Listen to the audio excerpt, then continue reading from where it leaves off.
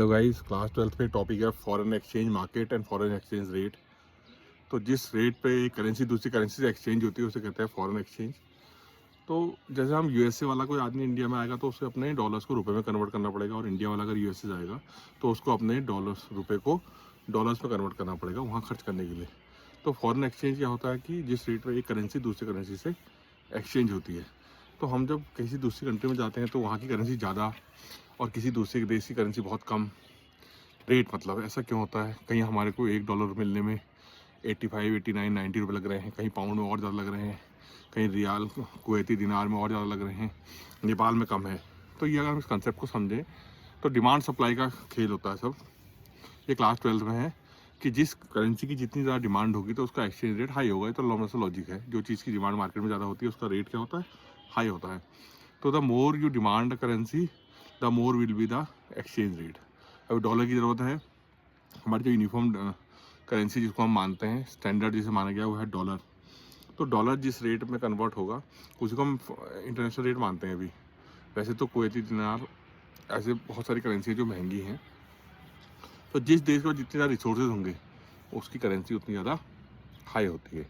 पहला लॉजिक है। अगर हमको पढ़ने के लिए जाना है लंदन, ऑक्सफोर्ड हम पढ़ने जा रहे हैं तो हमें वहाँ के पाउंड चाहिए। तो जिस देश के पास जितनी ज़्यादा फैसिलिटी होंगी तो उस देश की करेंसी की डिमांड उतनी ज़्यादा हो, उस देश की उतनी ज़्यादा डिमांड होगी। तो वहाँ जाने के लिए हमको उनकी करेंसी में डील करना है, तो उस करेंसी की डिमांड बढ़ेगी और रेट भी हाई होगा। अगर आपका डिमांड सप्लाई बराबर चल रहा है, आपके देश के पास भी बहुत सारी चीज़ें एक्सपोर्ट करनी, जैसे टूरिज़्म है, कोई कंट्री बहुत अच्छी है, जैसे अरब कंट्रीज़ हैं, वहाँ पेट्रोल बहुत ज़्यादा है तो वहाँ की करेंसी हाई है। तो और देशों को करेंसी में पेट्रोल की डिमांड है तो उनको पेमेंट उन्हीं करेंसी में करना है, तो उनकी करेंसी का रेट क्या होगा? हाई होगा। तो the more you have resources the more will be the demand for that currency. जिस कंट्री के पास जितनी फैसिलिटी, इलाज करने के लिए हम यूएसए जाएंगे, घूमने के लिए, हम पढ़ने के लिए, हम नौकरी करने का हम जाएंगे, या कोई कोर्स करने जाएंगे जिस देश में जाएंगे। अब नेपाल हम कम जाते हैं तो नेपाल की करेंसी लो है। और फिर अरब कंट्रीज़ के पास तेल है, पूरे वर्ल्ड को उनकी ज़रूरत है तेल की, तो वहाँ की करेंसी हाई है। तो ऐसे करेंसी का रेट फिक्स होता है, और जहाँ डिमांड सप्लाई एक दूसरे को काटते हैं वो रेट होता है फॉरेन एक्सचेंज रेट। हमारे पास सप्लाई करने के लिए क्या है और हमारे पास डिमांड कितनी है, उससे हमारा एक्सचेंज रेट फिक्स होता है। यही 12th में है foreign exchange market. Hope you all will like this. अब इसके बारे में और एक्सप्लेन करूँगा।